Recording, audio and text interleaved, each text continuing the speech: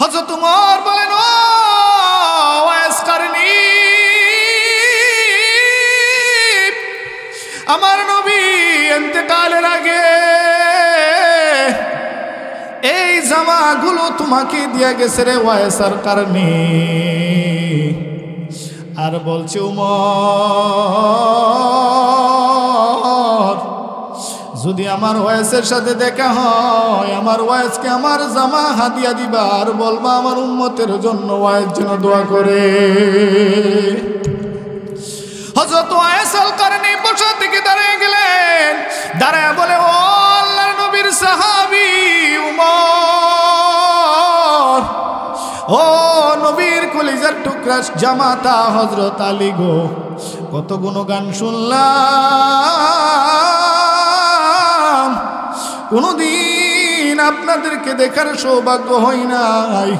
দিনের নবী রহমাতুল লিল আলামিনকে আমার দেখার সৌভাগ্য হয় নাই। ও উমর, ও আলী, আমার কাছে চলে আসো, আমি তোমার দুইটা চোখের মধ্যে ঠোঁট লাগাইয়া লাগাইয়া চুমা খাই। না জানি দুই চোখ দিয়ে আমার রহমাতুল লিল আলামিনকে তুমি কত হাজার বার দেখেছো। সুবহানাল্লাহ। ও উমর, তোমার হাতের মধ্যে আমি চুমা খাইব না জানি কত হাজার বার।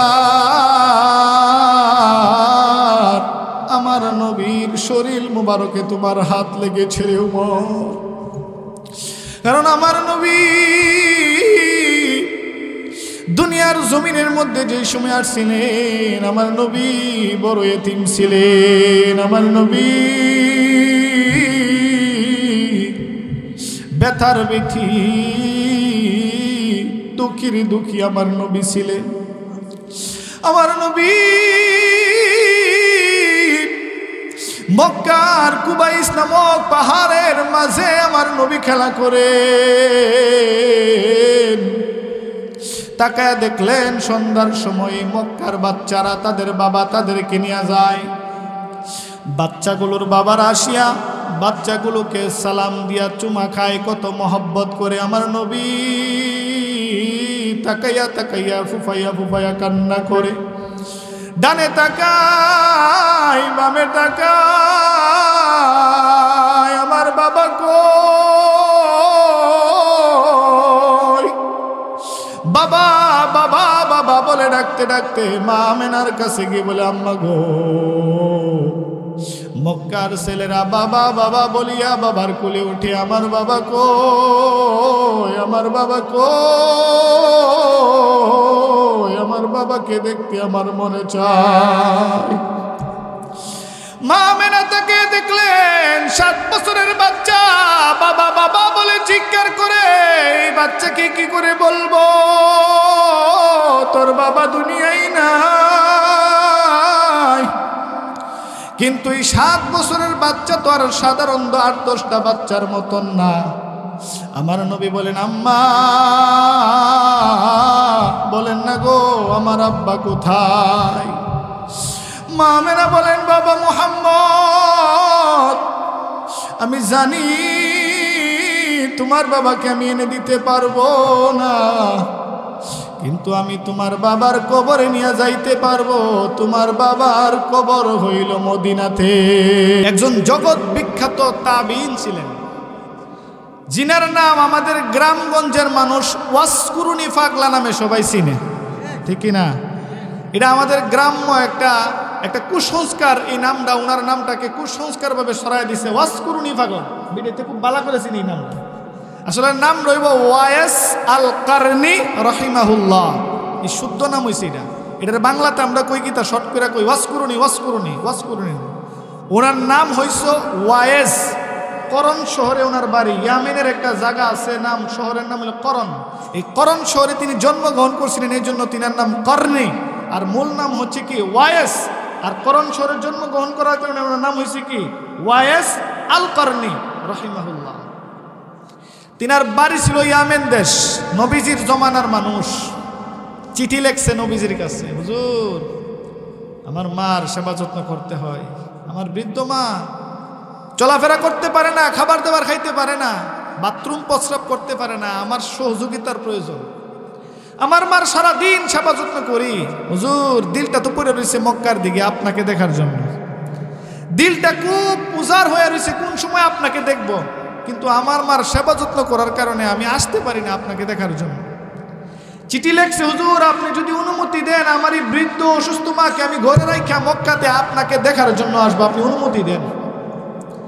চিঠিটা যখন নবীজির দরবারের মধ্যে আসছে, আল্লাহ নবী সাল্লাল্লাহু আলাইহি ওয়াসাল্লাম চিঠিটার মধ্যে অপর পৃষ্ঠার মধ্যে লিখে দিয়েছেন, ওয়াইস তোমার মার সেবা যত্ন করো, খেদমত করো, আমি নবীকে তোমার দেখতে হইব না, আমি নবী তোমার জন্য দোয়া করি। চিঠিটা যখন কোন এক মারফতে ইয়ামেন দেশের মধ্যে গেল, ইয়ামেন দেশের মধ্যে চিঠি যাওয়ার পর সেই করন শহরে ওয়াইস আল করনি রহমাতুল্লাহি আলাইহির হাতের মধ্যে যখন নবীজির হস্তলিপি চিঠি পৌঁছল,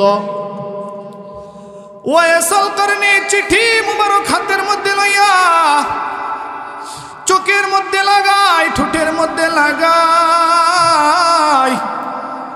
আর বলে মদিনার নবী, যেই নবীকে দেখলে আল্লাহর তৈরি জাহান্নাম হারাম হয়ে যায়, জান্নাত ওয়াজিব হয়ে যায়, আমার নবীর হস্তলিপি নিজের হাত মুবারকের লেখা চিঠি একবার চোখের মধ্যে লাগায়, একবার বুকের মধ্যে লাগায়, একবার মাথার মধ্যে নিয়ে দাঁড়ায়া থাকে। আমার নবীর ভালোবাসায় ওয়াইস আল করনি এত পাগল,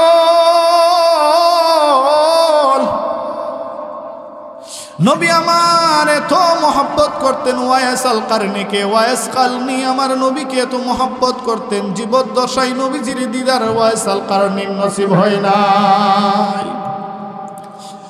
আমার নবী বলে দিয়েছেন, হযরত উমর এবং হযরত আলী রাদিয়াল্লাহু তাআলা আনহুকে ডাক দিয়ে বলেন, ওরে উমর, আলী রে, আমার ইন্তেকালের পরে ইয়ামেন থেকে আমার একজন আশিক মক্কাতে হজ করার জন্য আসবে। ওরে উমর, এই নাও আমার পাগড়ি মুবারক দিয়ে গেলাম, আমি নবীর জামা মুবারক দিয়ে গেলাম রে, আমি নবীর কাপড় মুবারক দিয়ে গেলাম রে, আমার ইন্তেকালের পরে কাপড় মুবারক, জামা মুবারক, পাগড়ি মুবারকের মালিক কেউ না, আমার এই কাপড়গুলো জামাগুলো আমার সত্যিকারের আশিক ওয়াইস করনির কাছে পৌঁছে দিবা। ওরে উমর, আমার ওয়াইস করনিকে যখন পাইবা বলবা তোমার জন্য আমার উম্মতের জন্য যেন দোয়া করে, কারণ আমার ওয়াইস করনি মার এত সেবা যত্ন করেছে, মার সেবা যত্ন করার কারণে আমার আল্লাহ ওয়াইস আল করনিকে মুস্তাজাবুদ দাওয়া, দোয়া কবুল করনেওয়ালা বানায়া দিয়েছে। ওরে উমর, আমার ওয়াইস করনি যেই সময় যে কোনো মুহূর্তে মহান আল্লাহর কাছে হাত বিছাইয়া যে কোনো কিছু চাওয়া মাত্র আমার আল্লাহ ওই জিনিসটাকে দিয়া দেয়।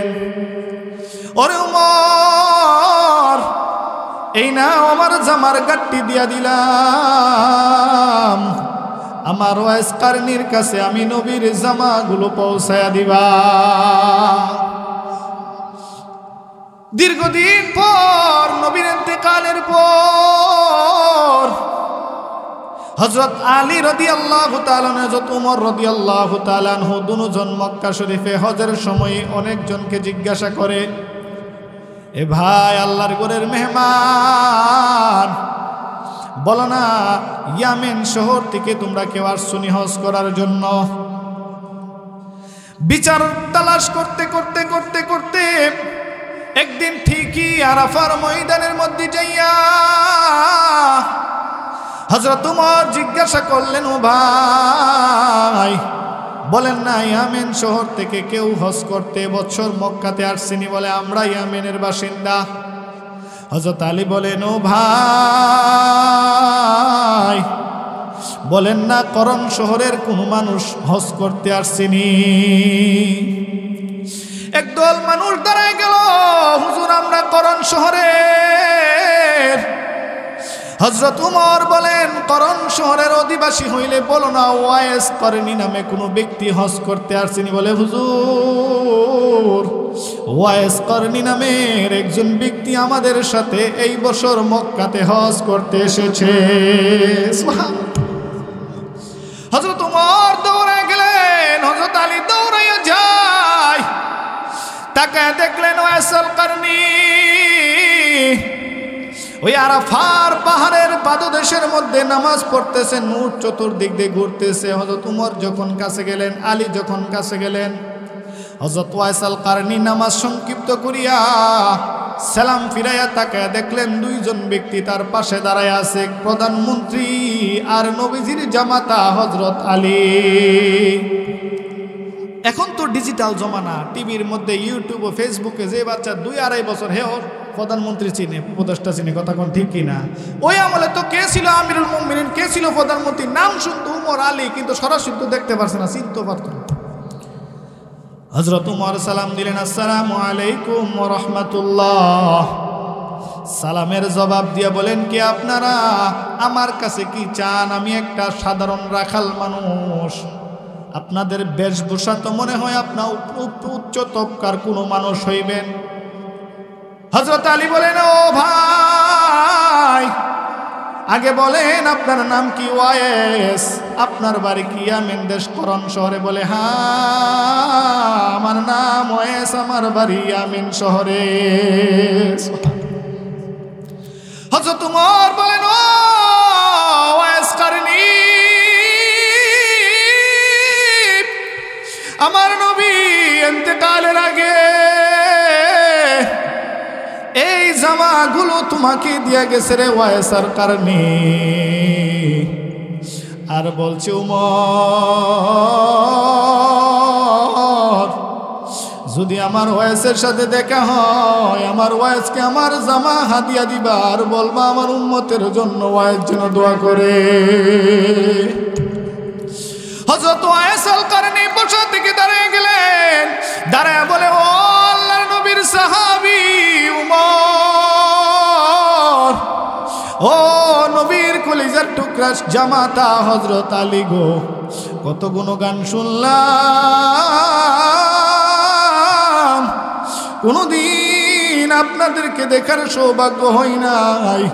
দিনের নবী রহমাতুল লিল আলামিনকে আমার দেখার সৌভাগ্য হয় নাই। ও উমর, ও আলী, আমার কাছে চলে আসো, আমি তোমার দুইটা চোখের মধ্যে ঠোঁট লাগাইয়া লাগাইয়া চুমা খাই, না জানি দুই চোখ দিয়ে আমার রহমাতুল লিল আলামিনকে তুমি কত হাজার বার দেখেছো। সুবহানাল্লাহ। ও উমর, তোমার হাতের মধ্যে আমি চুমা খাইব, না জানি কত হাজার বার। আমার নবীর শরীর মুবারকে তোমার হাত লেগেছে রে উমর, কারণ আমার নবী দুনিয়ার জমিনের মধ্যে যে সময় আসছিলেন, আমার নবী বড় এতিম ছিলেন। আমার নবী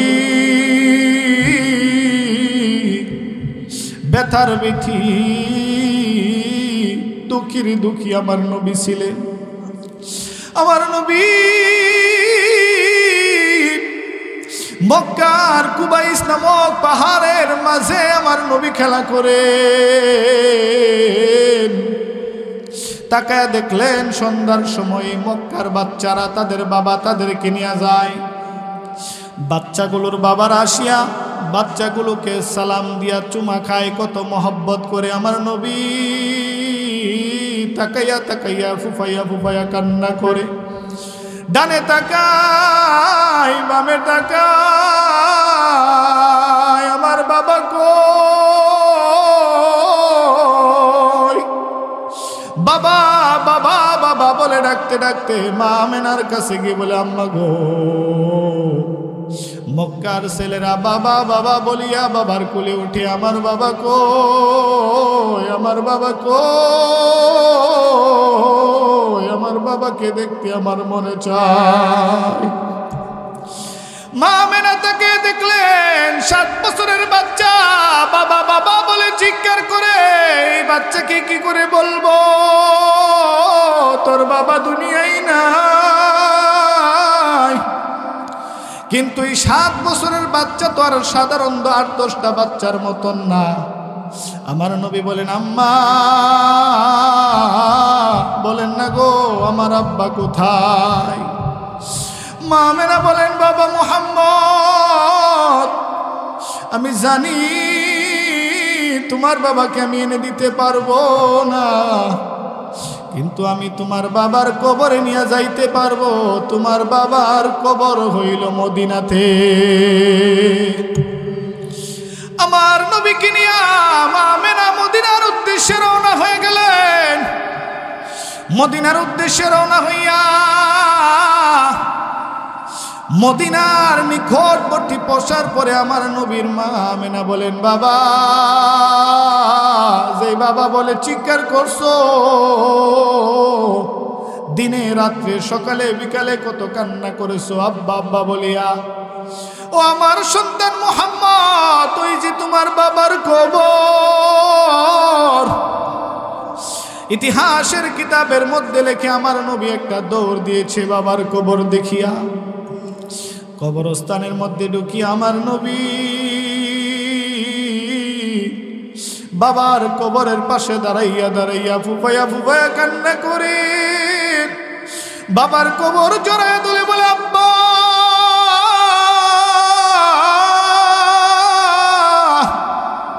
মক্কার ছেলেরা বাবা বাবা বলে কান্না করে, আমি মুহাম্মদের আব্বা বলতে মন চায়।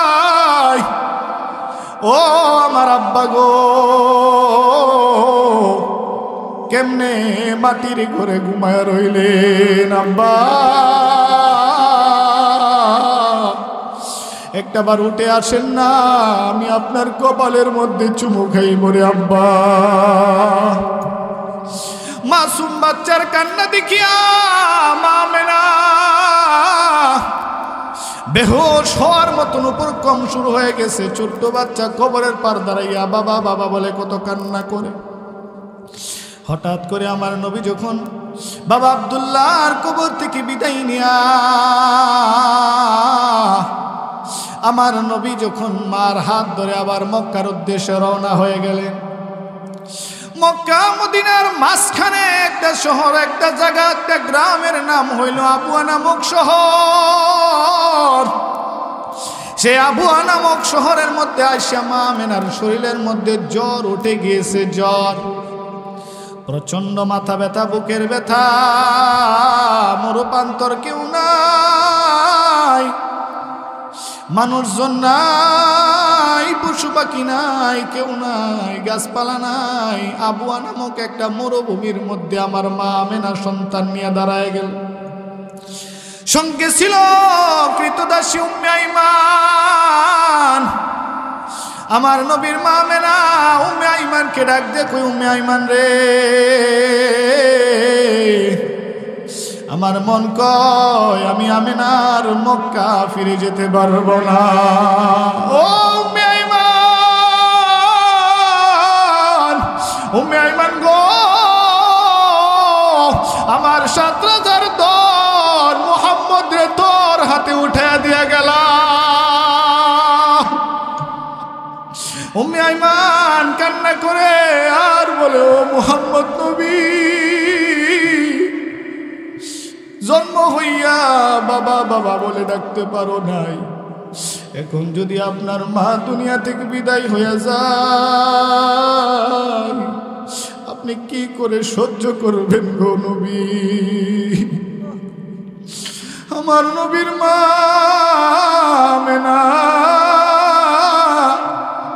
মরুভূমির মধ্যে ওই উম্মে আইমানের হাতে আমার নবীর হাত লাগাইয়া বলেন, উম্মে আইমান রে, এই নে আমার আমার 7 রাজার ধন তোর হাতে উঠে দিয়ে গেলাম রে উম্মে আইমান। আমার নবীর মা আমেনা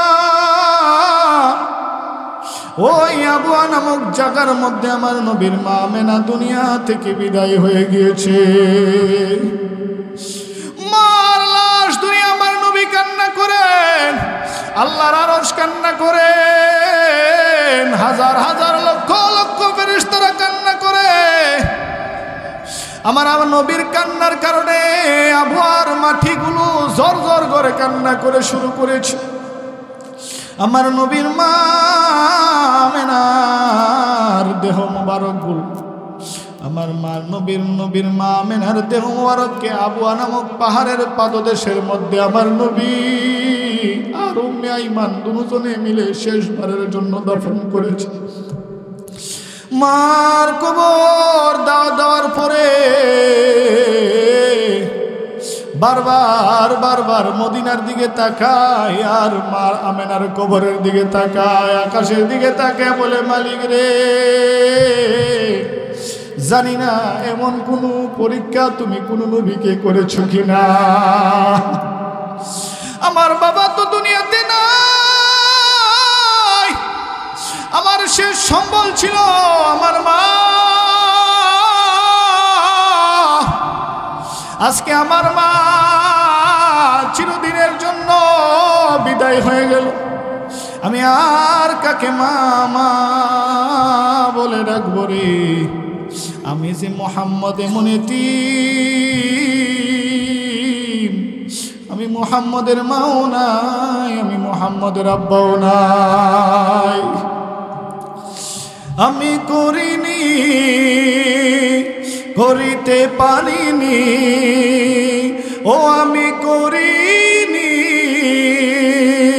করিতে পারিনি পিতা মাতার খেদমত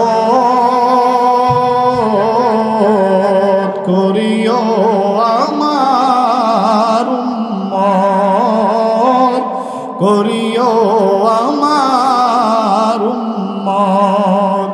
আমি করিনি, করিতে পারিনি, ও আমি করিনি, করিতে পারিনি পিতা মাতার খেদমত করিও আমার উম্মত, করিও আমার উম্মত।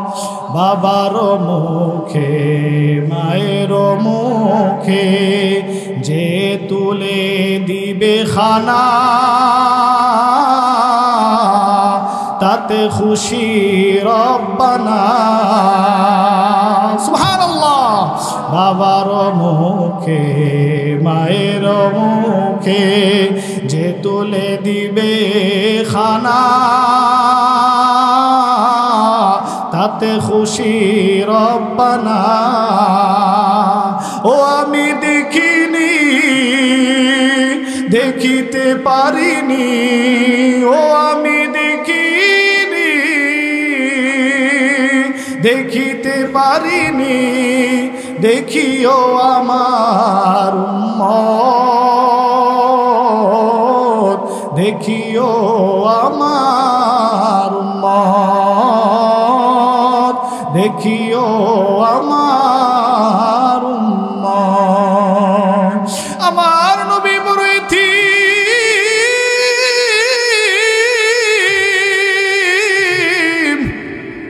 বাবার কবর জিয়ারত করতে যাইয়া মা জনম দুঃখনি হারাইয়া আমার নবী কলিজা আর্তনাদ, কলিজা বাঙ্গা দিল নিয়ে মক্কাতে প্রবেশ করছেন।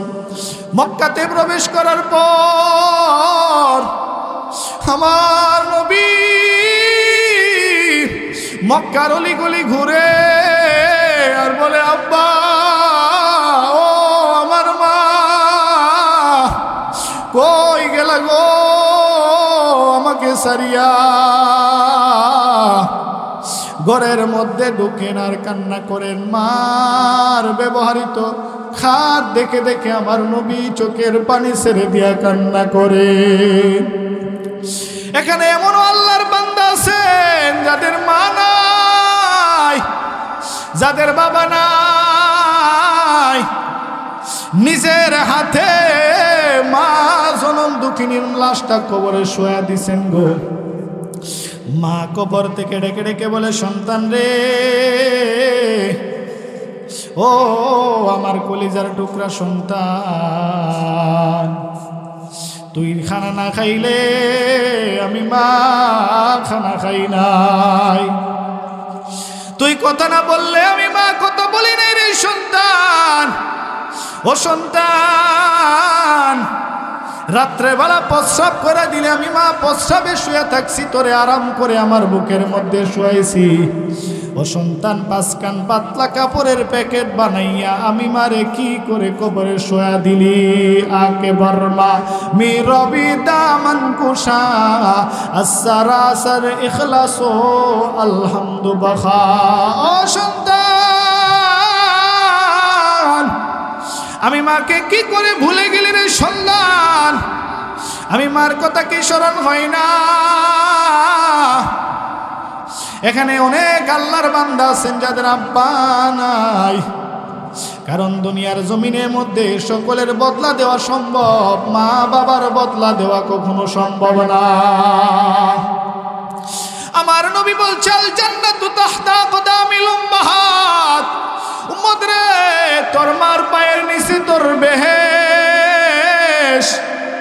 সাহাবী এসে বলেন, নবী গো, খেদমত করব কার? নবী বলেন, তোমার মার। আবার বলে, খেদমত করব কার? বলে, তোমার মার। আবার বলে, খেদমত করব কার? বলে, তোমার মার। চতুর্থবারে খেদমত করব কার গো নবী? নবী বলেন, 4 নম্বরে তোমার আব্বার। আমার নবী মার দরদ বুঝতেন, বাবার দরদ বুঝতেন, কারণ মা বাবা হইল সন্তানের জন্য দুয়ার ভান্ডার। এক আল্লাহর বান্দা সৌদি আরবে থাকেন, 20 বছর যাবৎ সৌদি আরবের মধ্যে প্রবাসী। মা বাবার একমাত্র সন্তান, মা বাবা কষ্ট করে সন্তানকে লালন পালন করাইছে, লেখাপড়া শিখাইছে। সন্তানকে লালন পালন করাইয়া লেখাপড়া শিখাইয়া বাবা কিছু টাকা ঋণ করে ক্ষেত খামার বিক্রি করে আদরের টুকরা সন্তানকে সৌদি আরবের মধ্যে পাঠাইছে, সন্তান যেন কিছু রুজি রোজগার করতে পারে, আরাম আয়েশ করতে পারে। ও আমার জঙ্গল গ্রামের মুসলমান, ও আমার মা বোনেরা, দিলের কান লাগাইয়া শুনেন।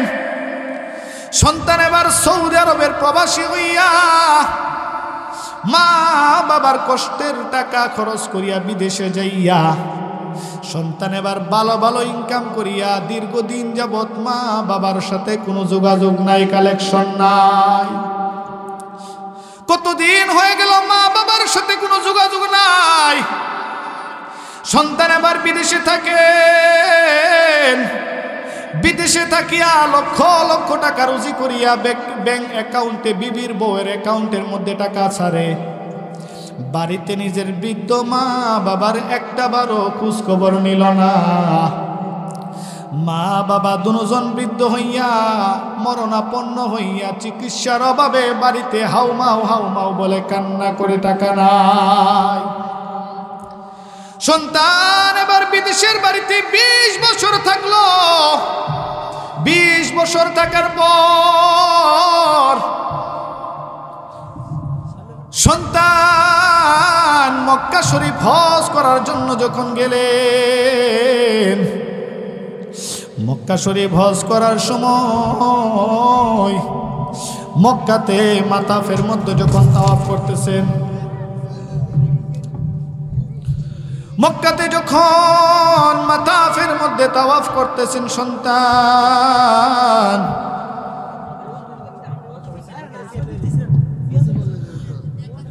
মাতাফের মধ্যে তাওয়াফরত অবস্থার মধ্যে সন্তানের শরীরে একটা জ্বালা যন্ত্রণা শুরু হয়ে গেছে। সন্তানের দিলের মধ্যে একটা জ্বালা শুরু হয়ে গেছে, শরীরের মধ্যে যেন কেউ আগুন লাগায় দিল। আর মনে মনে মনে মনে ভাবতেছে মক্কাতে আসছি হজ করার জন্য, আল্লাহর ঘর হজ করলে জিয়ারত করলে দিলটা তো ঠান্ডা হওয়ার কথা, দিলটা নরম হওয়ার কথা, শরীরে দিয়ে আগুন জ্বলে। কি অপরাধ হয়ে গেল আমার জানি না। মক্কাতে মানুষ ঢুকলে মানুষের রাগ গুসা কমে যায়, আমার দিয়ে রাগ গুসা বেড়ে যায়। এমন একটা পরিস্থিতি আনিজি আনিজি ফিল করতেছেন তাওয়াফরত অবস্থায়। এমন সময় মক্কার মাতাফের মধ্যে একজন সাদা চুলওয়ালা দাড়িওয়ালা একজন পাগড়িওয়ালা আল্লাহর ওলির সাথে সাক্ষাৎ হয়ে গেছে। আল্লাহর ওলির সামনে গিয়ে বলেন, ও আল্লাহর ওলি, আজকে 20 বছর সৌদি আরবে আমি থাকি, আমার কোনো সমস্যা নাই, আমি অনেক টাকা রুজি করি। আল্লাহর ওলি গো, আমি মক্কাতে আসছি হজ করার জন্য। মক্কা শহরে হজ করলে তো মানুষের কলিজা ঠান্ডা হওয়ার কথা, আমার কলিজা এমন আগুন লাগলো কেন গো? আমার শরীরের মধ্যে আগুন লাগছে। ও আল্লাহর ওলি, আমি জানি না এমন কেমন হইতেছে। আল্লাহর ওলি যুবককে দাঁড়া করে বলে, যুবক, আমি যতটুকু জানি আগে বলো তোমার মা বাবা জিন্দা আছেনি? সন্তান বলে, হুজুর 20টা বছর হয়ে গেছে, আমার মা বাবার সাথে আমার কোনো যোগাযোগ নাই। আল্লাহর ওলি গো, 20টা বছর হয়ে গেছে, লক্ষ লক্ষ কোটি টাকা রুজি করছি, আমার বৃদ্ধ মা বাবার একটা বারো খবর নিলাম না রে ওলি। আল্লাহর ওলি ডাক দে কই, যুবক রে, আমার নবী বলেছেন সন্তানের প্রতি যদি মা বাবা অসন্তুষ্ট থাকে, ওই সন্তানের আমলগুলো আসমান জমিনের মাঝখানে ঝুলন্ত থাকে, আরশ পর্যন্ত পৌঁছে না। ওরে সন্তান, যেহেতু তোমার মা বাবার সাথে তোমার কালেকশন নাই, মা বাবার সাথে তোমার যোগাযোগ নাই, অতএব মা বাবা অসন্তুষ্ট, আগের আমলগুলো কবুল হয় না, এখনোর আমল কবুল হয় না। আমল কবুল না হওয়ার কারণে তোমার দিলের মধ্যে একটা জ্বালা যন্ত্রণা শুরু হয়ে গিয়েছে। তাড়াতাড়ি মা বাবার কাছে গিয়ে ক্ষমা চাইয়া মা বাবার কাছ থেকে দোয়া নিয়ে আসো। এবার সন্তানের দিলের মধ্যে কথা ধাক্কা লাগলো। বাইতুল্লাহর সামনে বসিয়া চিন্তা করতেছে, আমি কেমন সন্তান, লক্ষ লক্ষ টাকা রুজি করলাম রে, আমার বৃদ্ধ মা বাবার একটা বারো খবর নিলাম না। এবার চিন্তা করতেছে, যদি আমি এবার বাংলাদেশে যাই, আমার মা বাবার চেহারা না দেখে আমি আর বিদেশ আসব না। বিদেশ থেকে যখন বাংলাদেশের মধ্যে আসলো, বাংলাদেশের মধ্যে আসার পর এবার তার গ্রামের বাড়িতে যাবে। 20 বছর পরে গ্রামের বাড়িতে সে যাবে। 20 বছর ধরে তার মা বাবা কেমন আছে, কোথায় আছে, জীবিত আছে না মৃত্যুবরণ করছে, কোনো খবর নাই, যোগাযোগ নাই। বাড়িতে যাইয়া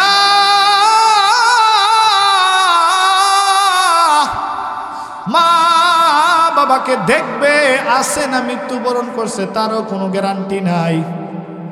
এবার নিজের গ্রামের বাড়িতে আসিয়া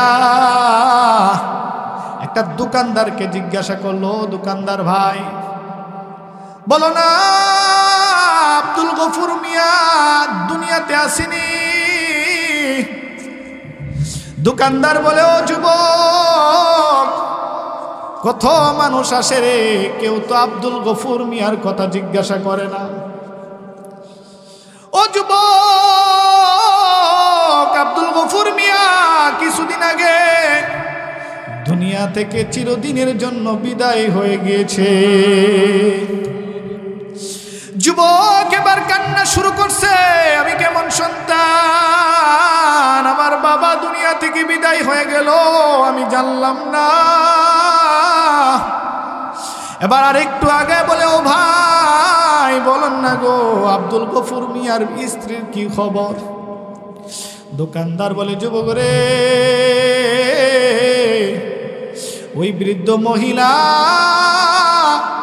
চিকিৎসার অভাবে তার চোখ কানা হয়ে গেছে। আমাদের গ্রামের মানুষ যাকাত ফিতরা দিলে যদি দান সহযোগিতা করি, ওই মহিলা এতদিন পর্যন্ত চলতে পারছে। ওই সন্তান, একটা সন্তান ছিল, সৌদি আরবে গিয়ে মা বাবাকে বলে গিয়েছে।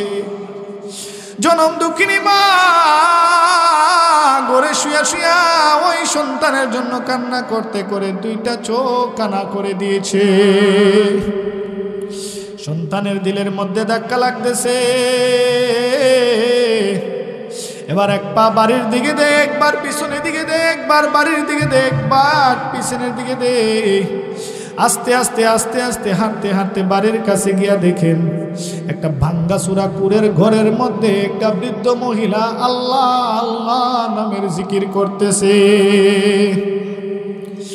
যুবক এবার আস্তে আস্তে আস্তে আস্তে আস্তে আস্তে ওই বাড়ির দরওয়াজার ফাঁক দিয়ে তাকায় দেখলো তার 10 মাস 10 দিন গর্ভধারিণী মা না খাইতে খাইতে হাড্ডিগুলো বিছানার সাথে লেগে গিয়েছে। সন্তান এবার দরওয়াজার সামনে দাঁড়াইয়া আসমানের দিকে তাকায় বলে, আল্লাহ আমি কি করে আমার মার সামনে দাঁড়াবো? 20টা বছর যাবত মার খবর নিলাম না গো। আমার আব্বা দুনিয়া থেকে বিদায় হয়ে গেল, এখন আমার মাও মরণাপন্ন। দরওয়াজার ফাঁক দিয়ে কই, মা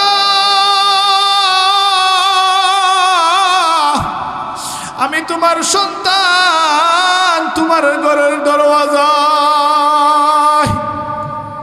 দরওয়াজার ফাঁক দিয়া যখন সন্তান মাকে ডাক দিয়েছে, মা বিছানা থেকে লাফ দিয়ে দাঁড়ায় বলে, কে রে? 20টা বছর পরে আম্মা বলে ডাক দিলি। এবার সন্তান মার কাছে গিয়া যখন দাঁড়াইলেন, মা বলে, বাবা রে আমি চোখে দেখি না, আমি জানি না তুমি কেমন, আমার কি আত্মীয় লাগো। সন্তান বলে, মা আমি তোমার 20 বছর আগের হারানো সন্তান, তোমার বুকের মানিক ফিরে আসছি। মা বাবার সন্তানের হাতগুলো ধরে বাবার সন্তানের শরীরের মধ্যে হাত দিয়া মালিশ করে আর বলে, বাবা রে আমি জানি না তুমি আমার সন্তান কেমন হয়েছ, কত বড় হয়েছ। চিকিৎসার অভাবে তোমার আব্বা দুনিয়া থেকে বিদায় হয়ে গেছে, আমিও মরণাপন্ন রে বাবা। আমাকে যে একবার মা বলে ডাক দিলাম, আমি মা 20 বছরের কষ্ট বলে গিয়েছি। সুবহানাল্লাহ। কোথায় গেলে পাবো আমি এমন আপনজন, কোথায় গেলে পাবো আমি এমন আপনজন। আমার লাইগা কাঁদিলে মাগো, আমার লাইগা কাঁদিলে মাগো সারাটি জনম। কোথায় গেলে পাবো আমি এমন আপনজন, কোথায় গেলে পাবো আমি এমন আপনজন। বুকেরও মানিক যদি বিদেশেতে রয়, যায় না মাঝে বৈশাখা দে আমার মা। বুকেরও মানিক যদি বিদেশেতে রয়, যায় না মাঝে বৈশাখা দে আমার মা। চোখের পানি সাইরা কাঁদে, চোখের পানি সাইরা কাঁদে, কোথায় আমার বুকের দর। কোথায় গেলে পাবো আমি এমন আপনজন, কোথায় গেলে পাবো আমি এমন আপনজন। আমরা সবাই মা বাবার খেদমত করবো কিনা? আরো জোরে কোন করবো তো ইনশাআল্লাহ। আমার যুবক ভাইদেরকে বলি, আমার আলোচনা শেষ, যুবক ভাইদেরকে বলি মা বাবার খেদমত করবা। মা বাবা সন্তুষ্ট, আল্লাহ সন্তুষ্ট, রাসূল সন্তুষ্ট। মা বাবা অসন্তুষ্ট, আল্লাহ অসন্তুষ্ট, রাসূল অসন্তুষ্ট। আল্লাহ নবী এই জন্য বলছে আল জান্নাতু তাহতা আকদামিল উম্মাহাত, উম্মত তোমার মার পায়ের তলে তোমার বেহেশত। দুনিয়ার কোন জায়গার মধ্যে বেহেশত নাই, তোমার মার পায়ের তলে তোমার জান্নাত। মা সন্তুষ্ট, আল্লাহ সন্তুষ্ট, মা অসন্তুষ্ট, আল্লাহ অসন্তুষ্ট, বাবা অসন্তুষ্ট, আল্লাহ অসন্তুষ্ট, বাবা অসন্তুষ্ট, আল্লাহ সন্তুষ্ট। মা বাবার একবারের হাসি 8টা জান্নাতের চেয়ে শ্রেষ্ঠ। মা বাবার এক ফোঁটা চোখের পানি 7টা জাহান্নাম থেকে ভয়ঙ্কর। কথা বলেন ঠিক কিনা? আমি সকলের কাছে উদারত আহ্বান রেখে আমার আলোচনা শেষ করতেছি। আল্লাহ তাআলা যেন এই মাহফিলটা কবুল করেন এবং আমার মুসা মিয়া ভাই যে উদ্দেশ্যে মাহফিল করতেছেন, আমার মরহুম ডিপটি মিয়া সাহেবের বাড়ির যুবক বৃন্দ তারা যে মাহফিল করতে, সরাফতি ভাই আমার বন্ধুমান সারা বাংলাদেশ ওয়াজ করে, ওনাদেরই উদ্যোগেই আমাদের সোরাব ভাই, জামাল